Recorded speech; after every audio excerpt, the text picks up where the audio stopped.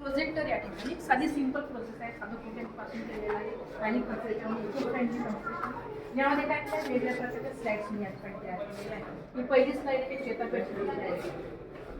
आता चेतापेशीमध्ये केंद्राचा आता ही वृक्षिका त्याच्या सर्व भागांकडून संदेश ग्रहण करतात आणि हळूहळू समोर टाकतात.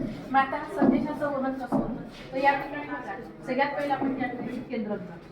हा केंद्र त्या ठिकाणी घातल्यानंतर या ठिकाणी जी वृक्षिका आहे सगळं त्यांनी काय केलं संदेशाचं ग्रहण केलेलं आहे आणि हळूहळू हा संदेश कुठून जात आहे या अक्षतून दिसून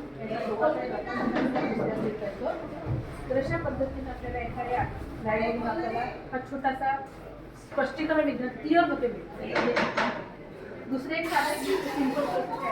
आपण नेहमी पाणी शोषून घेतात, शोषून कशी करता एका पद्धत आहे ती सुद्धा या ठिकाणी दर्शवलेली आहे. हा एक छोटासा पॉईंट आहे मूलदाबाच्या क्रियेमध्ये कशा पद्धतीनं ते झाड युसिनचं द्रावण संपूर्ण झाडावर पुढे जेव्हा मुळाद्वारे मूलकेशांद्वारे पाणी शोषून हे पाणी याच्यातून जातं मातीच्या पंचाच्या स्वरूपात वैकुंठावरून समोर जातं वरच्या पेशींद्रात आणि सगळ्या शेवटी झालेमध्ये जातं. म्हणजे पाण्याचा पण प्रत्यक्षात कसा होतो तो विद्यार्थ्यांना स्पष्टपणे आपण फक्त सांगतो की पाणी वाहतं पण कसं वाहतं आणि कसे कॅप्चर होतं या ठिकाणी आपल्याला. तर तिसऱ्या बाबतीत मॉडेल माझ्याकडे जे आहे ती विजेची निर्मिती जी आहे ती विजेची निर्मिती आपण करतो.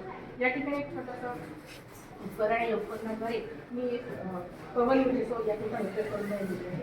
या पवन ऊर्जेमध्ये आता प्रत्यक्षात आपल्याला ऊर्जा निर्मिती करताना टर्बाईन हा शब्द महत्त्वाचा आहे. विद्यार्थ्यांना टर्बाईन म्हणजे काय तेच माहिती असते.